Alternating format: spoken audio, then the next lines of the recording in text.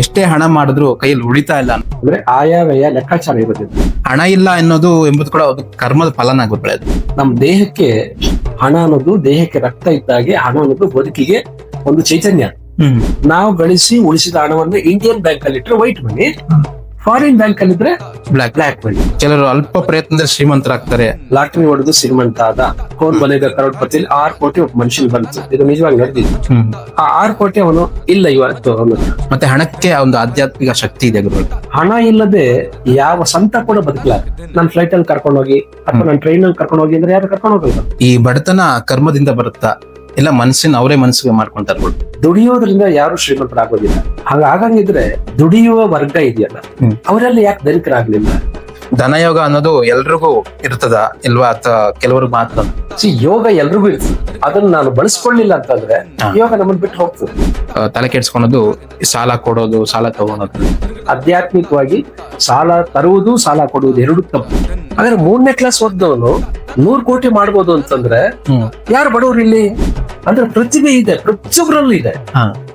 ಈ ಒಂದು ನಮ್ಮ ವಿಶೇಷವಾದಂತಹ ಸಂಚಿಕೆಯಲ್ಲಿ ನಮ್ಮ ರಾಮಚಂದ್ರ ಗುರುಜಿಗಳು ಒಂದಷ್ಟು ವಿಷಯವನ್ನ ತಿಳ್ಕೊಳ್ಳಿಕ್ಕೆ ತಮ್ಮ ಸಮಯವನ್ನ ಕೊಟ್ಟು ನಮಗೋಸ್ಕರ ಅಂದ್ರೆ ರಾಯರ ಭಕ್ತ ಚಾನಲ್ಗೋಸ್ಕರ ತಮ್ಮ ಸಮಯವನ್ನ ಕೊಟ್ಟಿದ್ದಾರೆ. ತಾವೆಲ್ಲರೂ ಕೂಡ ಧನ್ಯರು. ನಾನು ಕೂಡ ಆ ಧನ್ಯತೆಯನ್ನ ಪಡ್ಕೊಂಡಿದ್ದೇನೆ. ಮತ್ತೆ ನಿಮ್ಮೆಲ್ಲರಲ್ಲೂ ಒಂದು ಪ್ರಶ್ನೆ ಯಾವಾಗಲೂ ಕೂಡ, ಜೀವನದಲ್ಲಿ ಹಣ ಇಲ್ಲ, ಹಣ ಸಂಪಾದಿಸಕ್ಕಾಗ್ತಿಲ್ಲ, ಆ ಸಂಪಾದನೆ ಮಾಡಿದಂತಹ ಹಣ ನಿಲ್ತಿಲ್ಲ ಅನ್ನೋದು ಯಾವಾಗ ಕೂಡ ನಾನು ಮೆಸೇಜ್ ನಲ್ಲಿ, ಫೋನ್ ನಲ್ಲಿ, ಕಮೆಂಟ್ ನಲ್ಲಿ ಕೇಳ್ತಾ ಇರ್ತೀನಿ. ಅದಕ್ಕೋಸ್ಕರ ಒಂದು ವಿಶೇಷವಾದ ಸಂಚಿಕೆ ಮಾಡ್ಬೇಕು ಅಂತ ವಿಶೇಷವಾಗಿ ರಾಮಚಂದ್ರ ಗುರುಜಿಯವ್ರನ್ನ ಕೇಳ್ತಾ ಇದ್ದೀನಿ.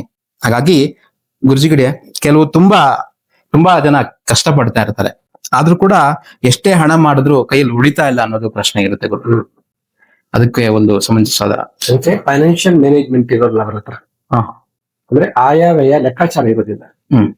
ಎಷ್ಟು ನಂಗೆ ಬರ್ತಾ ಇದೆ, ಎಷ್ಟು ಖರ್ಚು ಮಾಡ್ಬೇಕು, ಎಷ್ಟು ಉಳಿಸ್ಬೇಕು, ಈ ಸೂತ್ರ ಅವ್ರಿಗೆ ಗೊತ್ತಿದ್ದೇ ಇರೋದ್ರಿಂದ ಅವರು ಈ ಒಂದು ಕೈಯಲ್ಲಿ ಇರೋದಿಲ್ಲ. ಹಾಗಾಗಿ ಹಣ ಇಲ್ಲ ಎನ್ನುವುದು ಎಂಬುದು ಕೂಡ ಅದು ಕರ್ಮದ ಫಲನಾಗುತ್ತೆ ಅದು. ನೋಡಿ, ಹಣ ಎಷ್ಟು ಬೇಕು ಅಂತಂದ್ರೆ ಅದಕ್ಕೊಂದು ಪ್ರಮಾಣ ಇದೆ. ನಮ್ಮ ದೇಹಕ್ಕೆ ಎಷ್ಟು ರಕ್ತ ಇದ್ರೆ ನಾವು ಹೆಲ್ದಿ ಆಗಿರ್ತೀವಿ, ಮುಟ್ಟಾಗಿರ್ತೀವೋ ಹಾಗೆ ನಮ್ಮ ಜೀವನಕ್ಕೂ ಹಣ ಅನ್ನೋದು ದೇಹಕ್ಕೆ ರಕ್ತ ಇದ್ದಾಗೆ ಹಣ ಅನ್ನೋದು ಬದುಕಿಗೆ ಒಂದು ಚೈತನ್ಯ. ರಕ್ತ ಕಮ್ಮಿ ಆದ್ರೆ ಅನಿಮಿಕ್ ಆಗ್ತಾನೆ ಪರ್ಸನ್. ಹೌದು. ಅದೇ ಹಣ ಇಲ್ಲ ಅಂತಂದ್ರೆ ಮುಖ ನೋಡಿದ್ರೆ ಹ್ಯಾಕ್ ಮೋರೆ ಹಾಕೊಂಡಿರ್ತಾನೆ. ಹೌದು. ಅಂದ್ರೆ ಹಣ ಜಾಸ್ತಿ ಇದ್ರೂ ಅದು ಸಮಸ್ಯೆ ತರ್ತದೆ. 12,000 ಕೋಟಿ ಇತ್ತು ಯಾರೋ ರೇಮಂಡ್ಸ್ ಒಡೆಯ. ಆದ್ರೆ ಅದೇ ಹಣ ಅವನು ಮುಳುವಾಯ್ತು. ಕೊನೆಗಾಲದಲ್ಲಿ ಅವನು ಅನಾಥನಾಗಿ ಬದುಕಬೇಕಾಯ್ತು, ಎಲ್ಲವನ್ನ ಕೊಟ್ಟುಬಿಟ್ಟು ಮಗನಿಗೆ. ಅಂದ್ರೆ ಹಣದ ವ್ಯವಹಾರ ಸರಿಯಾಗಿ ಗೊತ್ತಿದ್ರೆ ಹಣ ಒಂದು ಸಾಧನ ಅಷ್ಟೇನೆ. ಅದು ಕೆಟ್ಟದ್ದು ಅಲ್ಲ, ಒಳ್ಳೇದಲ್ಲ. ವೈಟ್ ಮನಿ ಬ್ಲಾಕ್ ಮನಿ ಅಂತ ಹಂಗಿರೋದಿಲ್ಲ. ಬ್ಲಾಕ್ ನೋಟ್ ಇದೆಯಾ, ವೈಟ್ ನೋಟ್ ಇದೆಯಾ? ಇಲ್ಲ. ನಾವು ಗಳಿಸಿ ಉಳಿಸಿದ ಹಣವನ್ನು ಇಂಡಿಯನ್ ಬ್ಯಾಂಕ್ ಅಲ್ಲಿ ಇಟ್ಟರೆ ವೈಟ್ ಮನಿ, ಫಾರಿನ್ ಬ್ಯಾಂಕ್ ಅಲ್ಲಿ ಇದ್ರೆ ಬ್ಲಾಕ್ ಮನಿ. ಹೌದಲ್ವಾ? ಹೌದು. ಸೊ ಗಳಿಕೆಯ ಮೂಲ ಸರಿಯಾಗಿರ್ಬೇಕು. ನೋಡಿ, ನಾನು ಯಾವಾಗ್ಲೂ ಕೂಡ ಎಲ್ಲ ಉದ್ಯಮಿಗಳು ರತನ್ ಟಾಟಾ ತರ ಇರ್ಬೇಕು. ಈಗ ಹಣದ ಮೂಲ ನಾವು ಸೇಂದಿ ಮಾರಿ ಕೂಡ ದುಡ್ಡು ಮಾಡ್ಬೋದು, ಅಥವಾ ಬ್ಲಾಕ್ ಗನ್ ಪೌಡರ್ ಮಾಡಿ ಕೂಡ ದುಡ್ಡು ಮಾಡ್ಬೋದು. ಹೌದಲ್ವಾ? ಹಾಗಾಗಿ ತರಕಾರಿ ಮಾಡಿ ಕೂಡ ದುಡ್ಡು ಮಾಡ್ಬೋದು.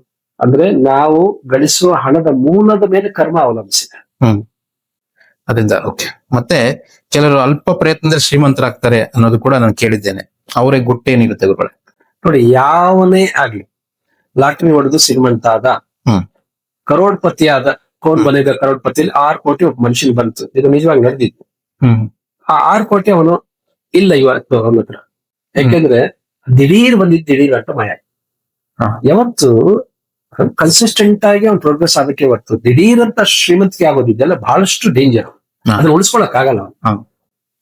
ಹಂಗ ಒಂದು ವೇಳೆ ದಿಢೀರ್ ಅಂತ ಬಂತು ಅಂದ್ರೆ ಅವನಿಗೆ ಯಾವ್ದು ಹಿಂದಿನ ಜನ್ಮದ ಸಂಸ್ಕಾರ ಇದೆ ಅಷ್ಟ. ಬಟ್ ಆ ಉಪಯೋಗನು ಕರೆಕ್ಟ್ ಆಗಿ ಮಾಡ್ಕೋಬೇಕು. ಅಂತ ಬಂದಿದ್ದು ಖಂಡಿತ. ಮತ್ತೆ ಹಣಕ್ಕೆ ಒಂದು ಆಧ್ಯಾತ್ಮಿಕ ಶಕ್ತಿ ಇದೆ ಗುರುಗಳು. ನೋಡಿ, ಅದು ಒಂದು ಶಕ್ತಿ. ಹಣ ಇಲ್ಲದೆ ಯಾವ ಸಂತ ಕೂಡ ಬದುಕಲಾರ. ಒಬ್ಬ ಸಂತ ಆದ್ರೆ ಅವನಿಗೆ ಅನ್ನ ಬೇಕು, ಅವನ ಮನೆ ಬೇಕು, ಆಶ್ರಮ ಬೇಕು, ಏನೋ ಒಂದು ಅಗತ್ಯಗಳಿರ್ತಾವಲ್ಲ. ಅವನ ಹತ್ರ ಹಣ ಇಲ್ಲ ಅಂತಂದ್ರೆ ಅಗತ್ಯಗಳಿಲ್ಲ, ಇವೆಲ್ಲ ಸೌಲಭ್ಯಗಳಿಲ್ಲ. ಈವನ್ ಸಾಧಕನು ಬೇಕೇ ಬೇಕು. ಈಗ ನಾನು ಸಂತ, ನಾನು ಫ್ಲೈಟ್ ಅಲ್ಲಿ ಕರ್ಕೊಂಡು ಹೋಗಿ ಅಥವಾ ನಾನು ಟ್ರೈನ್ ಅಲ್ಲಿ ಕರ್ಕೊಂಡು ಹೋಗಿ ಅಂದ್ರೆ ಯಾರು ಕರ್ಕೊಂಡು ಹೋಗಲ್ವಲ್ಲ. ಹೌದು. ಪ್ರಯಾಣ ಮಾಡಕ್ಕೂ ಹಣ ಬೇಕು, ಬೇಕು ಮೊಬೈಲ್ ಅಟ್ಲೀಸ್ಟ್ ಯೂಸ್ ಮಾಡಕ್ಕೂ ಹಣ ಬೇಕು, ಪ್ರತಿಯೊಂದಕ್ಕೂ ಹಣ ಬೇಕು. ಬೇಕು. ಹಣ ಅನ್ನೋದು ಒಂದು ಸಾಧನ. ಈ ಬಡತನ ಕರ್ಮದಿಂದ ಬರುತ್ತಾ ಇಲ್ಲ ಮನಸ್ಸಿನ ಅವರೇ ಮನಸ್ಸಿಗೆ ಮಾಡ್ಕೊಂತಾರ್ಗಳು? ಇಲ್ಲ, ದುಡಿಯೋದ್ರಿಂದ ಯಾರು ಶ್ರೀಮಂತರಾಗೋದಿಲ್ಲ. ಇದು ಚೆನ್ನಾಗಿ ನೆನ್ಪಿಟ್ಕೊಬೇಕು. ಹಾಗಾಗಂಗಿದ್ರೆ ದುಡಿಯುವ ವರ್ಗ ಇದೆಯಲ್ಲ, ಅವರೆಲ್ಲ ಯಾಕೆ ಧನಿಕರಾಗ್ಲಿಲ್ಲ? ಕಾಯದಿಂದ ಕೆಲಸ ಮಾಡಿದ್ರೆ ಧನಿಕರಾಗೋದಿಲ್ಲ. ನಿನ್ನ ಮನಸ್ಸಿನಲ್ಲಿದೆ ಶ್ರೀಮಂತಿಕೆ. ನೀನು ಸುಮ್ಮನೆ ಕುತ್ಕೊಂಡು 1-2 ತಾಸಿನ ಮೂವಿ ಮಾಡಿದ್ರೆ ನಿಮ್ಗೆ 1000 ಕೋಟಿ ಬರ್ತದೆ ಅಂದ್ರೆ ಅದರ ಹಣ ಎಲ್ಲಿದೆ? ನಿನ್ನ ಕಲ್ಪನೆ ಎಲ್ಲಿದೆ? ನಿನ್ನ ಆಲೋಚನೆಗಳಲ್ಲಿದೆ.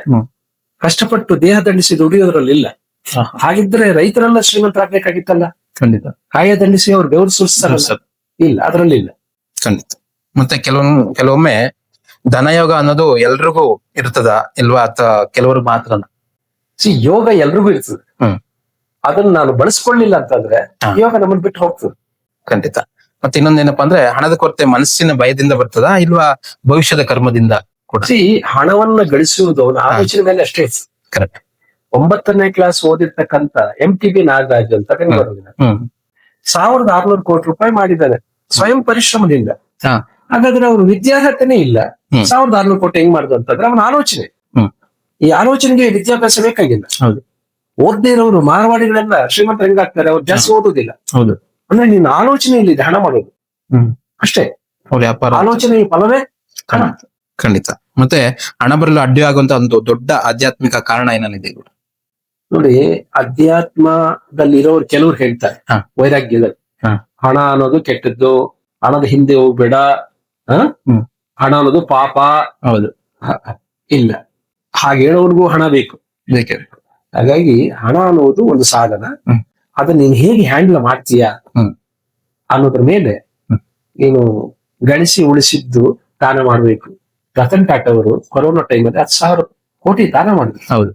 ಅವನತ್ರ ದುಡ್ಡಿಲ್ಲ ಅಂದ್ರೆ ದಾನ ಹೆಂಗ್ ಮಾಡಕ್ ಆಗ್ತಿತ್ತು? ಗಳಿಸು, ಉಳಿಸು, ಉಳಿಸಿದ್ರಲ್ಲಿ ಒಂದಷ್ಟು ನೀನು ಅನುಭವಿಸು, ಉಳಿದಿದ್ದನ್ನ ದಾನ ಸ್ವಲ್ಪ ದಾನ ಮಾಡಿ. ಖಂಡಿತ. ಮತ್ತೆ ಹೆಚ್ಚಾಗಿ ನಮ್ಮ ವೀಕ್ಷಕರು ತಲೆ ಕೆಡಿಸ್ಕೊಳೋದು ಸಾಲ ಕೊಡೋದು, ಸಾಲ ತಗೊಳೋದ್ರಲ್ಲಿ. ಆಧ್ಯಾತ್ಮಿಕವಾಗಿ ಸಾಲ ತರುವುದು, ಸಾಲ ಕೊಡುವುದು ಎರಡು ತಪ್ಪು. ಯಾಕೆ ಅಂತ ಹೇಳೋದಲ್ಲ, ಸಾಲವನ್ನು ಕೊಂಬಾಗ ಹಾಲು ಹೋಗರುಂಡಂತೆ ಸಾಲಿಗನು ಬಂದು ಕೇಳುವಾಗ ಕಿಬ್ಬದಿಯ ಕೀಲು ಮುರಿದಂತೆ ಸರ್ವಜ್ಞ ಅಂತ ಸಾಲದ ಬಗ್ಗೆ ಹೇಳಿದ್ದಾರೆ. ಅಂದ್ರೆ ನೀನು ಸಾಲ ಕೊಟ್ಟಿದ್ದೀಯ ಅಂತಂದ್ರೆ ಒಬ್ಬ ಹೊಸ ಶತ್ರುವನ್ನು ದುಡ್ಡು ಕೊಟ್ಟು ಕೊಂಡುಕೊಂಡಿದ್ದೀಯ ಅಂತ. ನೀನು ಸಾಲ ಕೊಟ್ಟಿದ ತಕ್ಷಣ ನಿನ್ ಫೋನ್ ಅಟೆಂಡ್ ಮಾಡಲ್ಲ, ನೀನ್ ಮುಖ ನೋಡಲ್ಲ, ನೀನ್ ರಿಪ್ಲೈ ಮಾಡಲ್ಲ, ನೀನ್ ಸಾಲ ಕೊಡೋದಿಲ್ಲ. ನೀನು ನಿದ್ರೆ ಕೆಡ್ತೀಯ, ಅವನ ಸುಖವಾಗಿ ನಿದ್ರೆ ಮಾಡ. ಒಂದು ವೇಳೆ ಅವನಿಂದ ಸಾಲ ತಗೊಂಡ್ಬಂದಿಟ್ಟಿಟ್ಕೊ, ಅವನ್ ಋಣದಲ್ಲಿ ಇರ್ತೀನಿ, ಅವನು ಹೇಳಿದ್ರನ್ನೆಲ್ಲ ಕೇಳ್ಬೇಕು. ಹೌದು. ಪಾಕಿಸ್ತಾನ ಯಾಕೆ ಅಮೆರಿಕಕ್ಕೆ ತಲೆ ಬಾಗಿಸ್ತದೆ ಅಂತಂದ್ರೆ ಅಮೆರಿಕದ ಇವ್ರು ದುಡ್ಡು ಕೊಡ್ತಾರೆ. ಬೆಸ್ಟ್ ಎಕ್ಸಾಂಪಲ್ ಇದು. ನೀನ್ ಹಂಗಲ್ಲಿ ಇರ್ತೀಯ, ನಿನ್ನದೇ ನಿರ್ಣಯಗಳನ್ನ ತಗೊಳಕ್ ಆಗಲ್ಲ, ನಿನ್ ಪರವಾಗಿ ಇನ್ಯಾವನು ನಿರ್ಣಯ ತಗೊಳ್ತಿರ್ತಾರೆ, ನೀನ್ ಅವನ್ ದಾಸ್ಯದಲ್ಲಿ ಇರ್ತೀಯ. ಹಾಗಾಗಿ ಋಣ ಸಾಲ ಒಂದೊಮ್ಮೆ ಸಾಲ ತರಬೇಕಾದ್ರೆ ಇನ್ಸ್ಟಿಟ್ಯೂಷನ್ ಇದೆ, ಬ್ಯಾಂಕಿಂದ ತಗೊಂಬ. ಅದಕ್ಕೆ ಒಂದು ಅಧಿಕೃತವಾಗಿ ವ್ಯಕ್ತಿಗಳ ಮಧ್ಯೆ ಈ ಲೇವಾದೇವಿ ಇದೆಯಲ್ಲ, ಇದು ಶತ್ರುತ್ವಕ್ಕೆ ನಾಂದಿ ಆಗ್ತದೆ ಅಥವಾ ಕರ್ಮವನ್ನು ಜಾಸ್ತಿ ಮಾಡ್ಕೊಳ್ತೀವಿ. ಖಂಡಿತ. ಹಾಗಾಗಿ ಮತ್ತೆ ಕೆಲವರು ನನಗೆ ಹಣ ಸಿಗೋದೇ ಇಲ್ಲ ಅಂತೇಳಿ ಒಂದು ನೆಗೆಟಿವ್ ಪ್ರೋಗ್ರಾಮ್ ಮಾಡ್ಕೊಂಡಿರ್ತಾರೆ. ಇದು ಮೆಟಫಾರಿಕಲ್ ಲ್ಯಾಂಗ್ವೇಜ್ ಅಂತ ಒಂದು. ಹಣನೇ ಉಳಿಯಲ್ಲ, ಜೋಬಲ್ ಕಾಸೇ ಉಳಿಯಲ್ಲ, ನನ್ ಕೈ ತೂತು, ಹೆಣದ ಮೇಲೆ ಕಕ್ಕೂ ದುಡ್ಡಿಲ್ಲ, ಒಪ್ಪತ್ತಿಗೂ ಕಾಸಿಲ್ಲ, ಹಿಂಗೆಲ್ಲ ಮಾತಾಡ್ತಾ ಇದ್ರೆ ನೀನ್ ಅದನ್ನೇ ಅಟ್ರಾಕ್ಟ್ ಮಾಡ್ತೀಯ. ಯತ್ ಭಾವಂ ತದ್ಭವತಿ. ನನ್ನ ಹತ್ರ ಎಲ್ಲವೂ ಇದೆ ಅನ್ನುವ ಚಿಂತನೆ ನೀವು ಬೆಳೆಸ್ಕೊಂಡಾಗ ಆ ಇರುವ ಅವಕಾಶ ಜಾಸ್ತಿ ಆಗ್ತದೆ. ಹೌದು. ಸಕಾರಾತ್ಮಕ ಚಿಂತನೆ ಬೇಕು, ಯಾವಾಗ್ಲೂ ಸಕಾರಾತ್ಮಕ. ಇಲ್ಲ ಅನ್ಕೊಂಡ್ರೆ ಅದಿಲ್ಲದೆ ಆಗ್ಬಿಡುತ್ತೆ. ಅದು ಆಗುತ್ತೆ. ಮತ್ತೆ ಬಡತನದಿಂದ ಹೊರಬರುವಂತಹ ಒಂದು ಆಧ್ಯಾತ್ಮಿಕ ಮಾರ್ಗ ಹೇಳೋದಾದ್ರೆ ಯಾವ್ದ್ರಿಂದ? ಬಡತನದಿಂದ. 108 ಮಾರ್ಗಗಳಿದೆ. ಯಾವನೂ ಬಡವನಲ್ಲ. ಪ್ರತಿಯೊಬ್ಬರಲ್ಲಿ ಏನೋ ಒಂದು ಪ್ರತಿಭೆ ಇರ್ತದೆ, ಸುಪ್ತ ಪ್ರತಿಭೆ ಅಂತ. ಆ ಪ್ರತಿಭೆನ ಗುರ್ಸಿ ಅವನೇ ಗುರ್ಸ್ಕೊಂಡ್ರೆ ಈಸಿ ಆಗ್ತದೆ, ಅಥವಾ ಮನೆಯವರು ಗುರ್ಸಿ ಆ ಪ್ರತಿಭೆಗೆ ತಕ್ಕಂತ ಫಲ ಖಂಡಿತ ಸಿಗ್ತದೆ. ಖಂಡಿತ. ಈ ಪ್ರತಿಭೆಯನ್ನ ಗುರ್ಸೋರಿಲ್ಲ, ಅದಕ್ಕೆ ಒಂದು ವೇದಿಕೆ ಅಷ್ಟೇ. ಖಂಡಿತ. ಅದಕ್ಕೆ ಸರಿಯಾದ ವೇದಿಕೆ ಸಿಕ್ಕಿ. ಬೆಸ್ಟ್ ಎಕ್ಸಾಂಪಲ್ ಅಂದ್ರೆ ಹನುಮಂತು ಅಂತ ಉತ್ತರ ಕರ್ನಾಟಕದ ಹುಡುಗ, ಕುರಿ ಕಾಯವನವನು, ಓದ್ಕೊಂಡವನಲ್ಲ. ಆದ್ರೆ ಅವನೊಂದು ಎಷ್ಟು ಪ್ರತಿಭೆ ಇದೆ ಅಂತಂದ್ರೆ ಬಿಗ್ ಬಾಸ್ ಗೆಲ್ಸ್ಬಿಟ್ಟು 50 ಲಕ್ಷ ಬಹುಮಾನ ತಗೊಂಡೋದವ್ರು. ಹೌದು. ಅಂದ್ರೆ ಪ್ರತಿಯೊಬ್ಬರಲ್ಲಿ ಏನೋ ಒಂದು ರೂಪದ ಪ್ರತಿಭೆ ಇತ್ತು. ಹಾ. ಪ್ರತಿಭೆಯನ್ನು ಗುರುತಿಸಿದ್ರೆ ಸಾಕು. ಖಂಡಿತ. ಹಾಗಾಗಿ ನಮ್ಮಲ್ಲಿರುವಂತಹ ಪ್ರತಿಭೆನ ಆಚೆ ತರಬೇಕು, ಅದಕ್ಕೊಂದು ವೇದಿಕೆಯನ್ನ ಮಾಡ್ಕೊಂಡು ನಾವು ನಮ್ಮ ಜೀವನ ಸಾರ್ಥಕ ಮಾಡ್ಬೇಕು. ರಾಜ್ಕುಮಾರ್ 3ನೇ ಕ್ಲಾಸ್ ಓದಿದವರು, ಹಾ. ಇವತ್ತು ಜನರ ಕಣ್ಮಣಿ. ಹ್ಮ್. ಹಾಗಾದ್ರೆ 3ನೇ ಕ್ಲಾಸ್ ಓದ್ದವನು 100 ಕೋಟಿ ಮಾಡ್ಬೋದು ಅಂತಂದ್ರೆ ಹ್ಮ್. ಯಾರು ಬಡವರು ಇಲ್ಲಿ? ಓದ್ಕೊಳ್ಳೋರು ಮಾತ್ರ ಧನಿಕರಾಗ್ಬೋದು, ಓದ್ಕೊಳ್ದೇ ಇರೋರು ಧನಿಕರಾಗಲ್ಲ. ರಜನಿಕಾಂತ್ ಏನ್ ತುಂಬಾ ಓದ್ಕೊಂಡಿದ್ದಾರೆ ಅವರು? ಇಲ್ಲ. ಇಲ್ವೇ? ಅಂದ್ರೆ ಪ್ರತಿಭೆ ಇದೆ, ಪ್ರತಿಯೊಬ್ಬರಲ್ಲೂ ಇದೆ. ಹಾ. ಅದನ್ನ ಸರಿಯಾಗಿ ನಾವು ಉಪಯೋಗಿಸ್ಕೊಳ್ಳೋದು. ಅದಕ್ಕೊಂದು ಅವಕಾಶ, ಅದನ್ನ ಪ್ರೋತ್ಸಾಹ ಮಾಡ್ತಕ್ಕಂತ ಒಂದು ಕೆಲಸ ಆಗ್ಬೇಕು. ಹೀಗಾಗಿ ಒಂದು ಹಣದ ಕೊರತೆ ಯಾವಾಗ್ಲೂ ಒಂದು ಪಾಸಿಟಿವ್ ಥಿಂಕ್ ಮಾಡ್ಕೊಳ್ಳಿ ಅಂತ ಗುರುಜಿ ಹೇಳ್ತಾ ಇದಾರೆ. ಅದರಿಂದ ಜೀವನದಲ್ಲಿ ಯಾವಾಗ್ಲೂ ಇಲ್ಲ ಅನ್ನೋದು ನಾವು ಮಾಡ್ತೇವೆ, ನಮ್ಮ ಹತ್ರ ಇದೆ ಅನ್ನೋದ್ ಮೂಲಕ ತಾವು ಹಣವನ್ನ ಗಳಿಸಬಹುದು. ಮತ್ತೆ ಹೆಚ್ಚಾಗಿ ನಮ್ಮ ಒಂದು ಆಯವ್ಯಯವನ್ನ ನೋಡ್ಕೊಂಡು ಒಂದು ಲೆಕ್ಕಾಚಾರವಾಗಿ ಮಾಡ್ಕೊಂಡು ಹೋದ್ರೆ ನಮ್ಮಲ್ಲಿ ಹಣ ಉಳಿತದೆ ಮತ್ತು ಹಣದ ಹರಿವು ಕೂಡ ಬರ್ತದೆ. ಮತ್ತು ಸಾಲ ಕೊಡೋದು ಮತ್ತೆ ಈಸ್ಕೊಳೋದು ತಪ್ಪು ಅಂತ ಗುರುಗಳು ಹೇಳ್ತಾ ಇದಾರೆ. ಅಂದ್ರೆ ಅಧಿಕೃತವಾಗಿ ಬ್ಯಾಂಕ್ಗಳಲ್ಲಿ ಸಾಲ ತಗೋಬಹುದು, ಆದ್ರೆ ಒಂದು ವ್ಯಕ್ತಿಯಿಂದ ವ್ಯಕ್ತಿಗೆ ತಗೊಳ್ಳೋಂಥದ್ದು ಅದು ಕರ್ಮ ಆಗುತ್ತೆ, ನಿಮಗೂ ಕೂಡ ಒಂದು ಕಷ್ಟ ಕೂಡ ಆಗ್ಬೋದು. ಅದರಿಂದ ಅದನ್ನ ಬಿಟ್ಟು ಬೇರೆ ಒಂದು ಮಾರ್ಗ, ಒಂದು ವಿಶೇಷವಾದಂತಹ ನಿಮ್ಮ ಒಂದು ಟ್ಯಾಲೆಂಟ್ ಅನ್ನು ಉಪಯೋಗಿಸಿಕೊಂಡು ನಿಮ್ಮ ಒಂದು ತಲೆಯನ್ನು ಉಪಯೋಗಿಸಿ ನೀವು ಕೂಡ ಹಣ ಮಾಡಬಹುದು. ಹಾಗಾಗಿ ಈ ಒಂದು ಒಳ್ಳೆ ವಿಷಯ ತಿಳಿಸಿದಂತಹ ಗುರುಜಿಗೆ ನಮಸ್ಕಾರ. ಶ್ರೀ ರಾಘವೇಂದ್ರ ಸ್ವಾಮಿ ಮಠದ ದರ್ಶನ ಸಂಕಲ್ಪದಲ್ಲಿ ಶ್ರೀ ರಾಘವೇಂದ್ರ ಸ್ವಾಮಿಗಳ ದೈವಿಕ ಬೋಧನೆಗಳ ಮೂಲಕ ಈ ಆಧ್ಯಾತ್ಮಿಕ ಪ್ರಯಾಣದಲ್ಲಿ ನಮ್ಮೊಂದಿಗೆ ಸೇರಿದ್ದಕ್ಕಾಗಿ ಧನ್ಯವಾದಗಳು. ಈ ಭಾವಪೂರ್ಣ ಅನುಭವವನ್ನು ನೀವು ಆನಂದಿಸಿದ್ದರೆ ಶ್ರೀ ರಾಘವೇಂದ್ರ ಸ್ವಾಮಿಗಳ ಬೋಧನೆಗಳು ಮತ್ತು ಪವಾಡಗಳಿಗೆ ಮೀಸಲಾದ ಹೆಚ್ಚಿನ ಪುಷ್ಟೀಕರಿಸುವ ವಿಷಯಕ್ಕಾಗಿ ರಾಯರ ಭಕ್ತ ಚಾನೆಲ್ಗೆ ಚಂದಾದಾರರಾಗಲು ಮರೆಯಬೇಡಿ.